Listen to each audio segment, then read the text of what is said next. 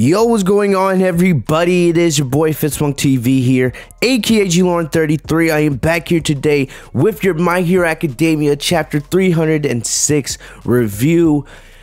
Oh my goodness. Like, I'm still in shock at what I read earlier for this chapter. And it's so ironic that this chapter is titled The Beginning of the End. I don't know if you guys remember this, but a couple months ago, Horikoshi, the creator of My Hero Academia, he said in an interview that, My Hero Academia could be ending soon, right? And we've heard him say this before, right? He said this after Heroes Rising. He said this, after season 3. So, every time he says this, it's like, whatever, right? But it's never felt more real to me than after reading this chapter, right? And it really does feel like, My Hero Academia could be, starting to enter into its finale, right? And that's crazy. Yes, we've had 300 chapters. That's a lot for any manga. And we know how big the My Hero Academia fan base and community is. We know that just next week they're starting season 5, and they're going to be, giving us details on the new My Hero Academia movie, the 3rd movie, right? That's going to be coming out later this summer. But it's wild that, now in the manga, it looks like we could be, heading towards the finale of the series, or at least starting to enter that way. And it could be a long time. We know in anime, sometimes the finale takes forever, but it looks like, based off where we are right now, My Hero Academia could be ending sooner than we thought. I was always of the notion that My Hero Academia should end by, around where, Deku and the others, when they graduate high school, right? When they officially become pro heroes after their 3 years at U.A HIgh. And then after that, you could make movies of, Deku and company in their adult life as heroes, seeing what they're doing now. Or you could always make a sequel series like My Hero Academia The Next Generation, stuff like that. But I don't know. I have no idea where they're going with this. And, I'm coming out of this chapter not only shocked, but just with so many questions. And the fact that, we have to wait a whole nother week for another chapter is just crazy.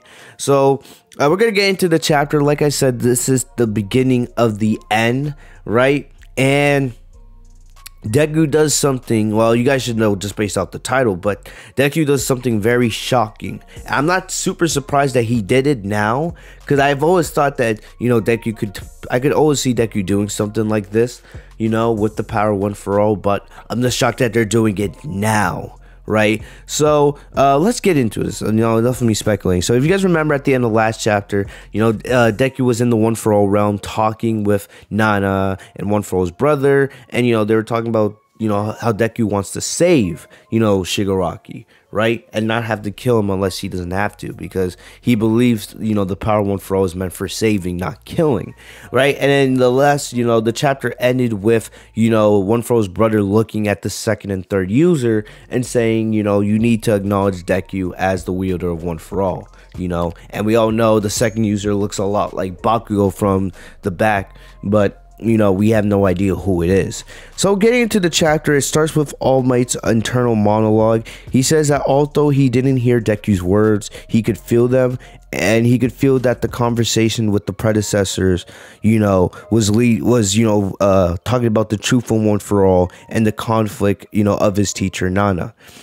And then he went outside of Deku's room, and that we could see that Best Jeanist and Hawks were waiting for him, similar to how a couple chapters ago they were waiting outside of Endeavor's room. And then Hawks asked him about One for All, and Endeavor had told Hawks that Shigaraki and All for One were going after Deku, mainly to steal his quirks. So Hawks is just here trying to connect the dots. All Might decided to tell Hawks and Best Jeanist everything, so now Hawks and Best Jeanist know the truth about One for All and Deku being the current wielder of the quirk and all that. We also see that there's a press conference. There's a little side panel of Ochako and Ida looking into Deku's room, but we know that Deku's still unconscious. But we also see that there's a press conference, and Endeavor, Hawks, and Best Jeanist, are having the conference, Endeavor admits that what Dobby said was true, and then he bows his head to apologize. Those who watched him on television showed their disappointment. The press then asked about Best Jeanist's death. Hawks explained that it was a plan they made to be able to infiltrate the League of Villains. He admitted that what Dobby said about his villain dad and the fact that he killed a villain was the truth. So basically, Hawks is just confirming everything that Dobby said in this video, right? So they're not denying anything. So Hawks apologized for everything that had happened. So you see, you have these top heroes, right? Hawks, Best Jeanist, and Endeavor. They're the top heroes. And you know, now the Hero Society and everyone that looks up to them is looking at them, and now they're learning of everything that happened with the League of Villains, and you know, the truth about Endeavor and his son, and they're like, these are our top heroes, right? And you see all this that is happening in their lives, and all the trouble is causing for the rest of the country. So we see one of the reporters asks Endeavor, or told Endeavor, that her mother was heavily injured due to what happened with Ginomachia. I'm glad I get to say that name again, because I know you guys love when I call him Ginomachia. But anyway, she couldn't accept that they only bowed and apologized calmly because these things happened because of Endeavor's past mistake. Endeavor asked her if he sobbed and apologized, will that do it for her? And she was mad while screaming that the heroes should make it up to them by handling all the villains. But then she calmed down and Endeavor continued with, as you said, that's the only way Endeavor could ever atone. So then Best Jeanist continued to explain that with the number of heroes decreasing greatly, they need to make their jurisdictions smaller. So the government has decided everyone will evacuate to huge establishments with security systems. UA is one of them. So all the students' family had evacuated to UA. So basically, now you're seeing how Hero Society is now being affected by the events of Shigaraki and what happened. Like, I told you guys this for months. Like, there's no way everything's gonna go back to normal. My Hero Academia has now become a dark story. Right, it's no longer the playful stuff like we're gonna see in the first part of season 5 with Deku in Class 1A training. Right, once they hit season 6 in the anime, everything's gonna turn dark. Now you're seeing, the citizens, they want answers for the heroes. They want them to go out and take care of all these villains that are rampaging society. But it's not that easy because there's not as many heroes. There's a bunch of heroes that are dead because of the war. There's heroes that have decided to retire because of the stress and the pain that this is all causing them. So the effect of, Shigaraki and what he did, the League of Villains, they succeeded. They succeeded. They have brought Hero Society to a point that we've never seen before in My Hero Academia. Now we're seeing that basically, people have to evacuate the huge establishments for their own protection. So family members, right? So the families of the students of UA, now they're living at UA with their kids. So we see that the press objected and showed their complaints because who would want to evacuate with no certainty of the future, right? And Endeavor explained that it's for the sake of the future. He said everyone should just put all their blame and insecurities towards him. So Endeavor's trying to take the blame for all this, right? And he says don't blame other people who put their lives on the line from now on. And he's talking about basically the remaining heroes. Next panel, we see a narration saying that the heroes were greatly filtered, right, by the criteria of the expectations of people. Then no one could become a hero. But there are people who still got backup, right? Panels, we see Wash, we see Miracle, we see Mount Lady, Izawa, Rocklock, And the thing about it is, I know a lot of people are going to be happy about Miracle because, a lot of people love the simp over her, let's be honest. And a lot of people are concerned that she wouldn't make it out of this arc. But she is alive, she is recovering, and, I think we will see her back on the battlefield one day. We also see Dobby. Dobby says, so apparently we didn't bully them enough. So, Dobby wanted to, force them all into submission, but he sees that these heroes, they still have a little bit of fight in them. So then we see the press. They asked Endeavor about One for All, but Endeavor said he doesn't know anything about it because he wants to protect Deku and All Might. He knows that if the public, learns about the secret of One for All, it's going to bring a lot of questions, especially to Deku, right? So then we see the class 1A students in the UA dorm, and they've gotten a letter from Deku, right? And Deku sent letters out to each student, and this is where things get absolutely crazy. This is, like I said, it wasn't shocking. I'm just shocked that they did it now in the story. So in Uraka's letter from Deku, he says, "Thanks for everything. Until now, I want to share my secret with everyone in class 1A. I believe there is something I should tell, so I wrote this letter.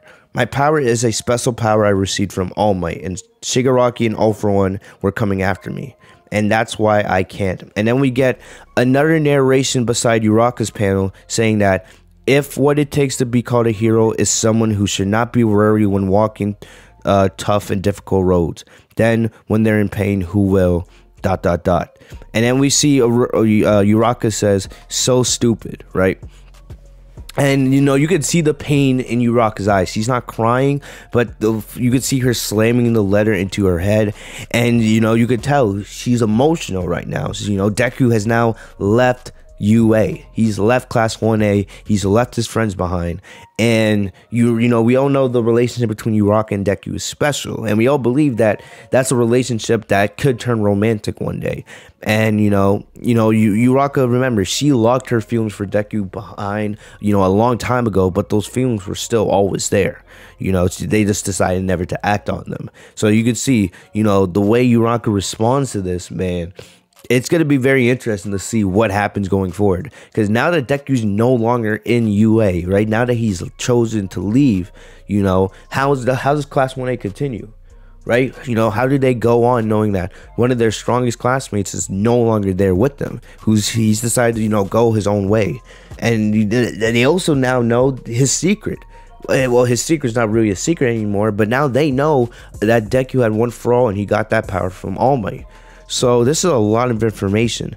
And seeing Uraka just say "so stupid," you can take that a lot of different ways. She could be saying that to Deku for leaving. She could be saying that to herself because she feels like, that she played a role in all of this. But, you got to feel for Uraka. But I do believe somewhere down the line we'll see Deku and Uraka reunite along with the rest of Class 1A. But we see that the next panel gives us another time skip. So if you guys remember, at the beginning of the war arc, we had a time skip from the end of the first year for Class 1A into the beginning of their sophomore year. And we know in Japan, the school calendar starts in the winter. So it's only been a couple months at this point, right?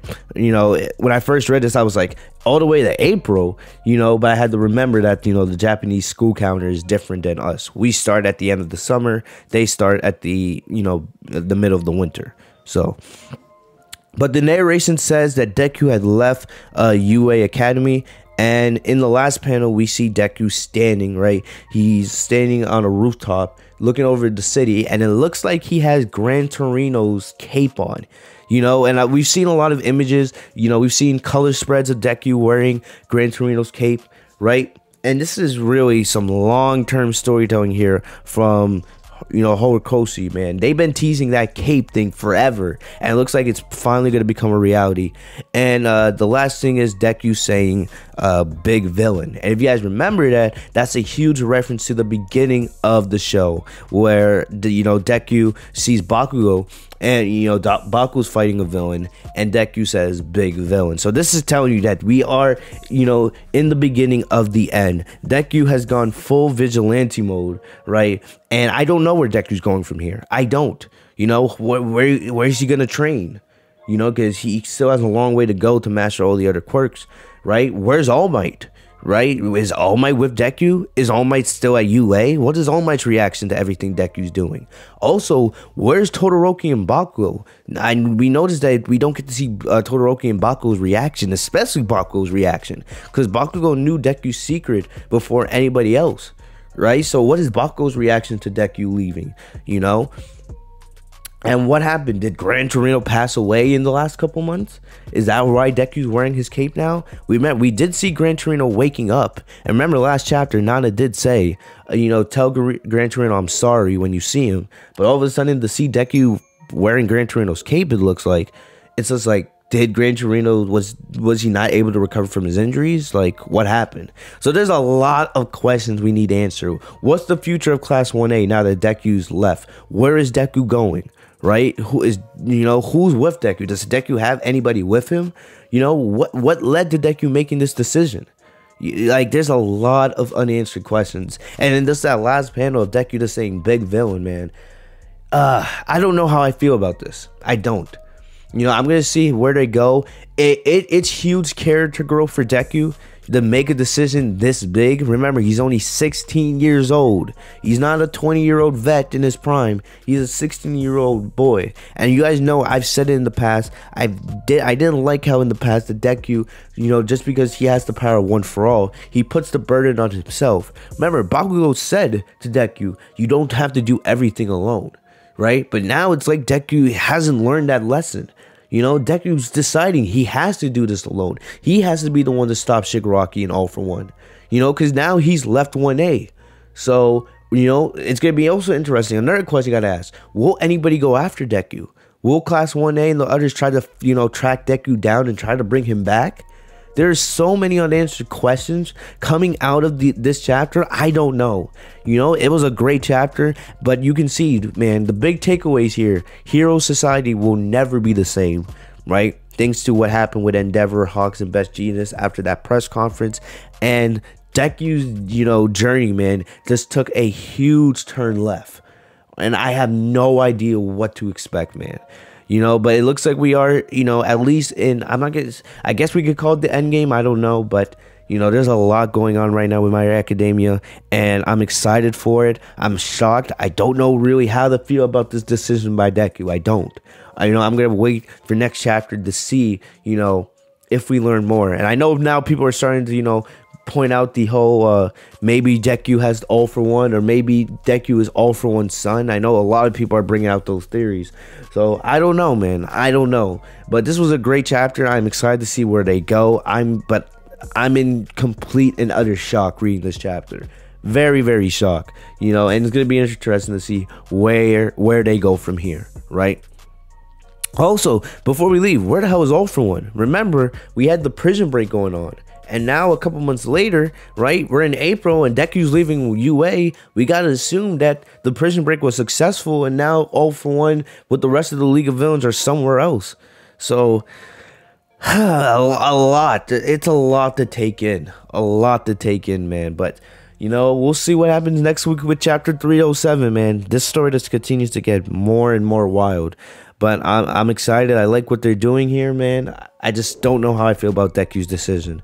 But let me know what you guys think about this chapter. What was your thoughts? What's your reaction to Deku leaving U.A HIgh? Let me know what you guys think in the comment section down below. Make sure to like the video if you guys enjoyed. Subscribe if you guys are new to the channel by hitting the bell next to my name, Fitzmonk TV, so you guys are notified every time I post a new video. Thank you guys for everything, man. Horikoshi, you are something else. I'll see y'all later, man. Peace.